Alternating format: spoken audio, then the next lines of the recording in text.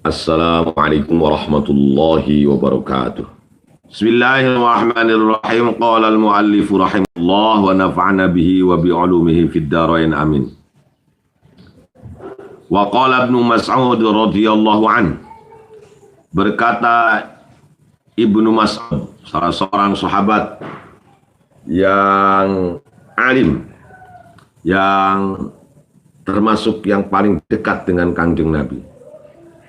Beliau berkata, ma asbaha ahadun minan nasi illa wa huwa dhaifun wa maluhu 'ariyun fadhaifu murtahilun wal 'ariyatu mardudatun. Ini ada ungkapan yang mengandung majaz dari Ibnu Mas'ud bagi kita semua. Tidak seseorang pun hadir setiap pagi beraktivitas illa wa huwa dhaifun. Ketika kita alhamdulillah masih diberikan umur oleh Allah, hidup dan beraktivitas setiap hari, maka kata Ibnu Mas'ud, setiap orang, tidak bagi setiap orang beraktivitas setiap hari illa wa huwa dhaifun, kecuali dia laksana seperti seorang tamu. Wa maluhu 'ariyatun, hartanya, kekayaannya, 'ariyatun, dapat minjem, pinjaman saja. Jadi seluruh manusia ini, kita ini diibaratkan oleh Ibnu Mas'ud setiap hari seperti tamu. Yang namanya tamu itu fadhaifu murtahilun, pasti tamu itu akan pindah, akan pulang. Masa tamu terus-terusan tinggal di rumah orang? Masa tamu terus-terusan tinggal di kampung orang? Ya pasti dia pulang. Pasti dia akan kembali kepada kampung yang sejatinya dia berada, yaitu kampung akhirat. Wa malu 'ariyatun, semua hartanya, namanya tamu yang dapat minjem, artinya ya bukan milik dia, semuanya titipan. Rumah megahnya, kendaraan mewahnya, harta yang banyak dan melimpah ruahnya, jabatan yang serta pangkat yang tinggi, sanjungan, pujian, popularitas yang dia dapatkan, hanyalah pinjaman, hanyalah titipan dari Allah Subhanahu wa Ta'ala yang punya segalanya, yang punya harta itu, punya jabatan itu, punya kekayaan itu. Maka wal 'ariyatu mardudatun, semua pinjaman itu akan dikembalikan kepada Allah. Karena inna lillah, kita ini adalah milik Allah. Yang semua yang kita miliki, rumah, kendaraan, anak, istri, popularitas, kejayaan, sanjungan, pujian, semua adalah lillah, hanya milik Allah. Wa inna ilaihi raji'un, dan kita sungguh akan kembali kepadanya pada suatu saat nanti yang pasti akan datang, yang belum tahu kapan waktunya. Nah, jadi kata Ibnu Mas'ud, dunia ini, kita berada di dunia ini, tidak ada ubahnya seperti tamu.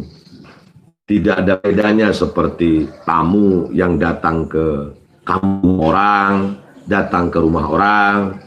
Tentu di sana kita diberikan pinjaman, apa yang kita pakai, apa yang kita makan, apa yang kita minum, semua adalah pinjaman. Tamu berada di kampung orang, ya minjem pasti. Nah, karena tamu suatu saat pasti dia akan pulang, kita pasti akan pulang, dan harta yang merupakan pinjaman dari yang punya kampung itu, yang punya rumah itu harus kita kembalikan kepada yang punyanya, ya. Wa fi dzalika, oleh karena itu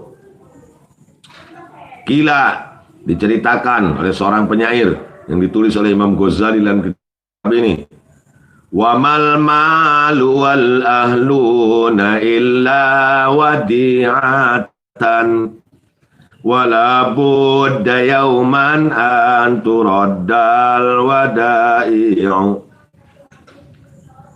Wa mal malu wal ahluna illa wadi'ah. Tidaklah harta kita, keluarga kita kecuali hanya titipan dari Allah Ta'ala. Kita ini bukan, kita punya rumah, kita punya kendaraan mewah, kita punya jabatan tinggi, kita punya popularitas, kita punya sanjungan, pujian, kita punya dunia ini, semuanya adalah titipan ilahi, titipan dari Allah Ta'ala. Wala budda yauman anturaddal wada'i. Suatu hari nanti, ya, yang namanya titipan itu harus dikembalikan kepada yang punyanya. Harus dikembalikan kepada sang pemiliknya. Harus dikembalikan kepada yang memilikinya, yaitu Allah Subhanahu wa Ta'ala. Dunia ini titipan dari Allah.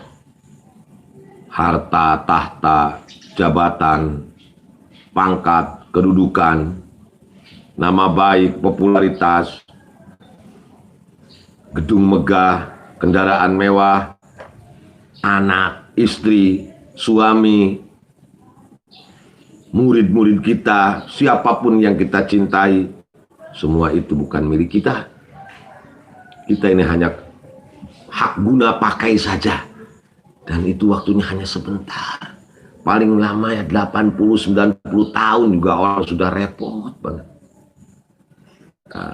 Oleh karena kita hanya dititipi, hanya hak guna pakai, maka pada saatnya nanti wala budda yauman anturaddal wada'i, suatu hari nanti kita harus mengembalikan titipan itu kepada yang punya, yaitu Allah Subhanahu wa Ta'ala. Mungkin sama Allah diberikan kepada anak cucu kita sebagai warisan. Mungkin juga Allah berikan titipan itu ke orang lain dan menjadi hak guna pakai orang lain juga. Demikian seterusnya, orang lain itu tidak memiliki apa yang dititipkan oleh Allah, dia juga hanya punya hak guna pakai. Nanti suatu ketika hak itu akan dikembalikan kepada Allah Subhanahu wa Ta'ala. Nah, semuanya ini merupakan titipan ilahi, ya. Wa zara Rabi'atun ashabaha, Rabi'atu ashabaha. Suatu ketika Siti Rabi'ah al-Adawiyah, seorang waliyah min auliya'illahi ta'ala, wali perempuan yang sangat fenomenal, sangat terkenal,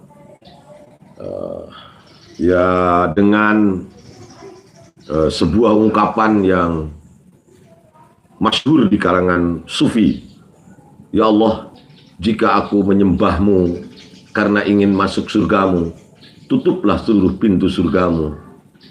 Ya Rabb, jika aku menyembahmu karena aku takut akan nerakamu, maka bukakanlah seluruh pintu neraka itu untukku. Itulah ungkapan atau doa Siti Rabi'ah al-Adawiyah yang sangat fenomenal, sangat masyhur di kalangan para sufi. Saking cintanya kepada Allah Subhanahu wa Ta'ala begitu tinggi. Suatu ketika Rabi'ah datang ke makbarahnya Rasulullah sallallahu alaihi wasallam. Beliau menangis sejadi-jadinya, ya Rasulullah, aku mohon maaf ya Rasul. Aku sering melupakanmu karena kecintaanku kepada Tuhanku, ya Rasulullah.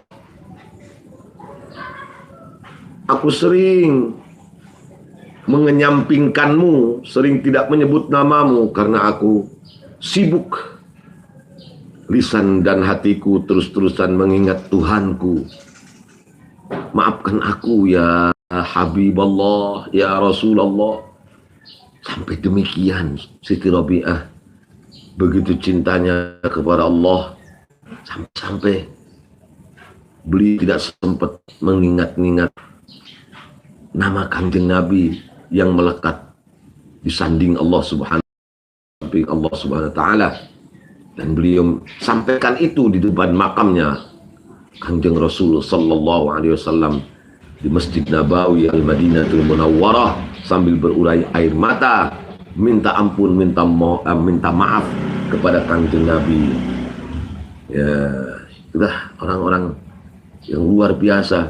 Kalau kita tidak mengingat Kanjeng Nabi, ya bukan karena sibuk mengingat Allah, tapi ya memang karena ya sama sekali enggak saja.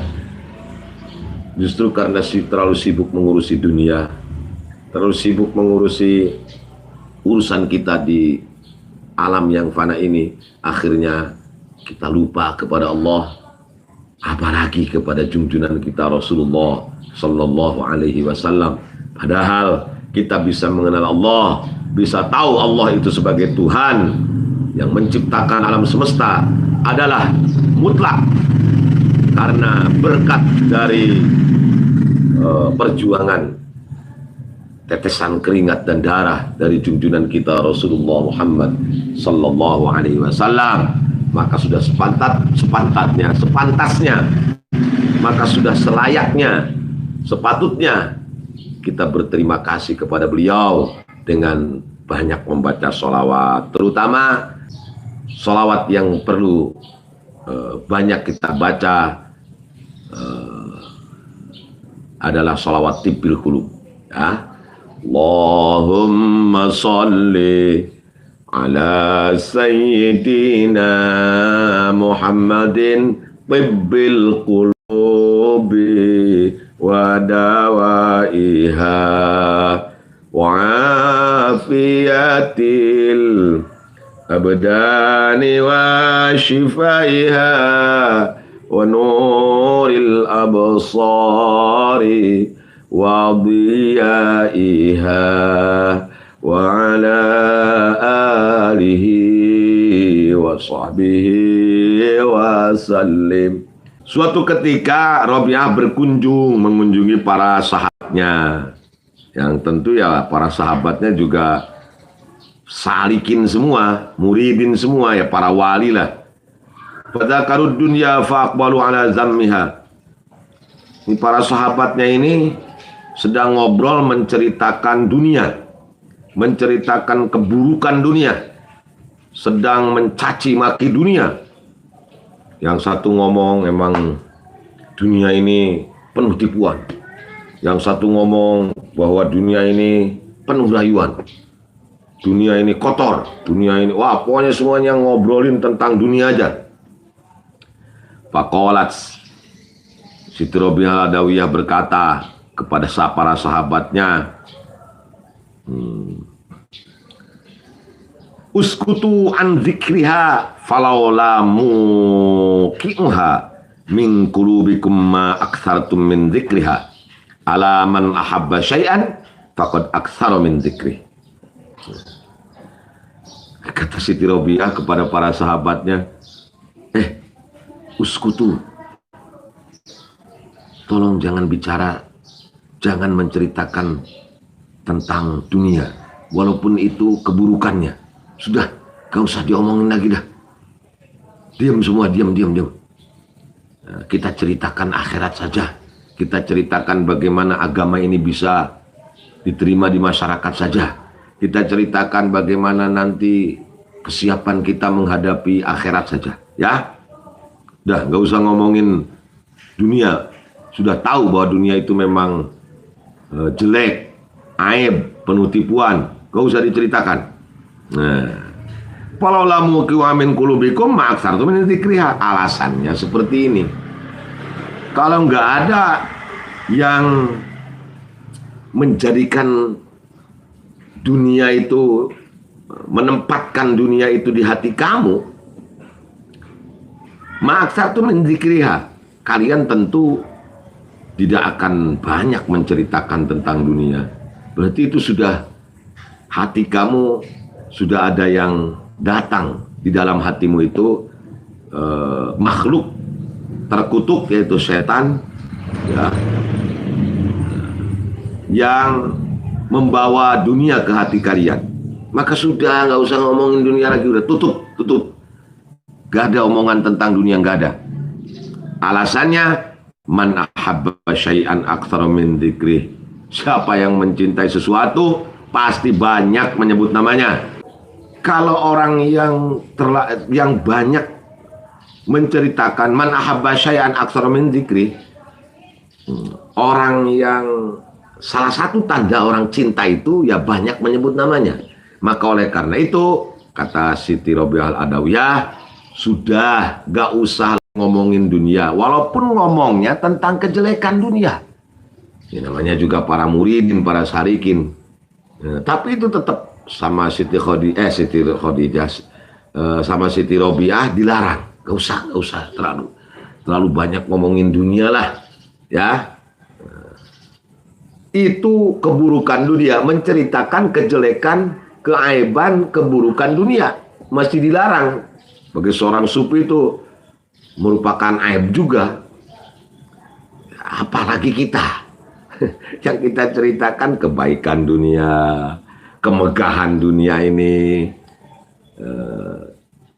jabatan seseorang, rumah megahnya, kendaraan mewahnya, yang diceritakan itu aja.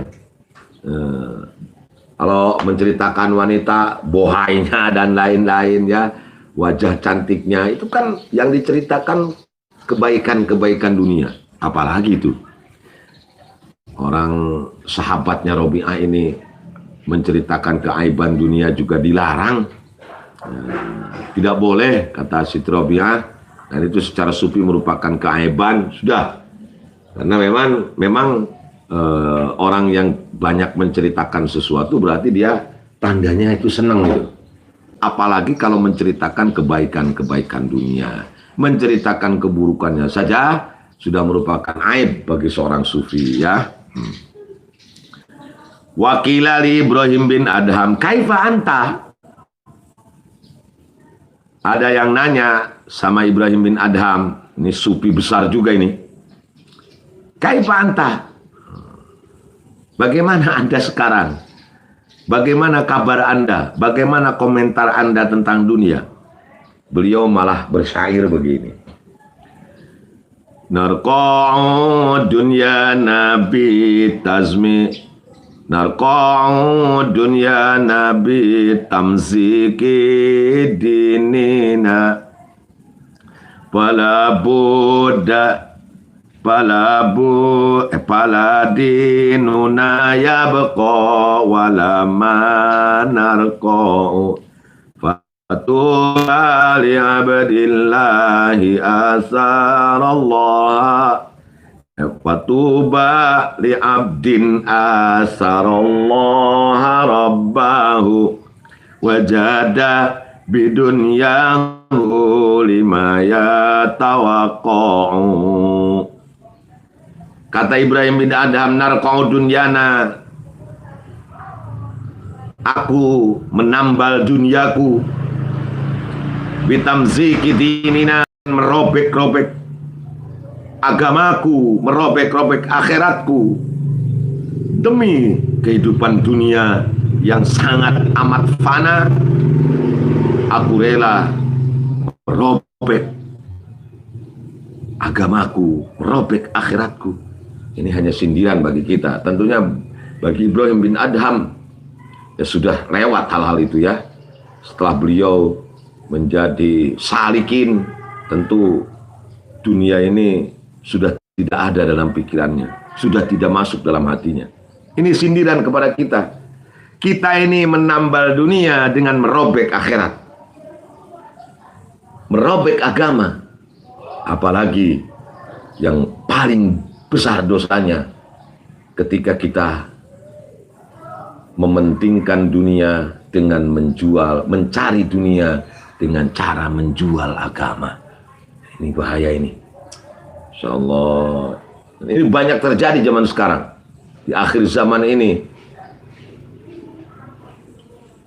Orang menjual agama demi kepentingan pribadinya, demi kepentingan kelompoknya.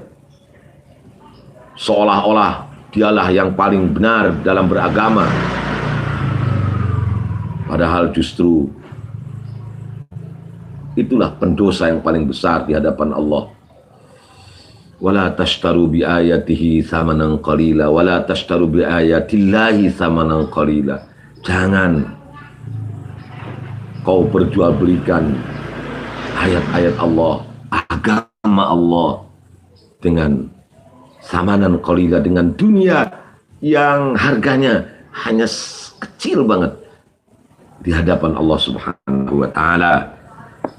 Ini sindiran bagi kita dari Syekh Ibrahim bin Adham. Kita menambal dunia dengan cara merobek akhirat kita. Fala di dunia yabqa wala ma narqa. Akhirnya apa yang terjadi? Di dunia belangsa, di akhirat parah. Nah, itulah kira-kira. Fala yabqa dinuna wala ma narqa. Wala yabqa ma narqa. Begitu kalau diadakan seperti itu.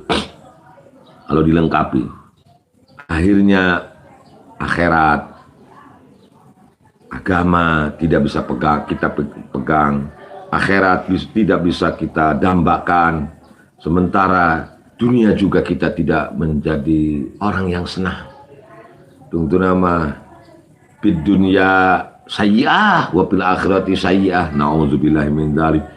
Ya, kalau yang benar ya fid dunya hasanah wa fil akhirati ya hasanah. Di dunia kita baik, di dunia hidup kaya raya, baik hati, dermawan, ya di akhirat tentu kita akan masuk surga. Yang benar. Jadi jangan sampai kita menambal kehidupan dunia ini dengan cara merobek akhirat kita. Fatuba li'abdin asarallaha rabbahu wajada bidunyahu lima yatawaqau. Beruntunglah, berbahagialah bagi seseorang yang memilih Allah, mengutamakan Allah sebagai Tuhannya. Asaro yu'siru itu artinya lebih mengutamakan Allah. Nah, lebih mengutamakan. Asaro yu'siru itu.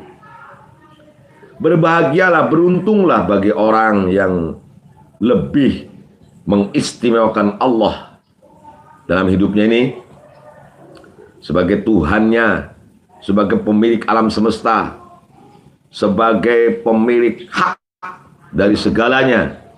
Kalau kita hanya hak guna pakai, tapi Allah yang punya dari titipan-titipan ini. Wajada bidunyahu lima yatawaqau. Beruntunglah orang yang lebih mengutamakan Allah SWT dan dia bersikap baik, menerima segala apa yang Allah berikan kepadanya dari urusan dunianya. Dikasihnya motor, ya kita terima. Alhamdulillah, ya Allah, saya punya motor. Tangga saya kemarin goes terus tuh, kemana-mana goes terus, karena emang nggak punya sepeda, itu pun ya bukan sepeda untuk gaya-gayaan ya, karena nggak ada lagi. Kata yang punya sepeda, alhamdulillah, saya punya sepeda. Tangga saya kemana-mana, naik celana terus, jalan kaki terus. Kata yang jalan kaki, alhamdulillah, segini mah saya bisa jalan kaki. Tetangga saya kemarin stroke, aduh nggak bisa kemana-mana, naudzubillah. Kata yang stroke, alhamdulillah, gua masih bisa hidup, ada harapan lagi untuk sembuh kalau mau berobat. Lah tetangga saya kemarin naik pasaran, dia naik keranda, nggak balik lagi dia. Jadi akan timbul syukur jika kita qanaah, menerima apa yang Allah berikan kepada kita, ya. Tapi sebaliknya, kalau kita gerundel melihat dunia ini dari orang lain, dari kacamata dunia di atas kita. Tuh, kapan ini kita punya sepeda motor? Ini kata yang punya sepeda nih. Masa kejek mulu ini, kejek mulu.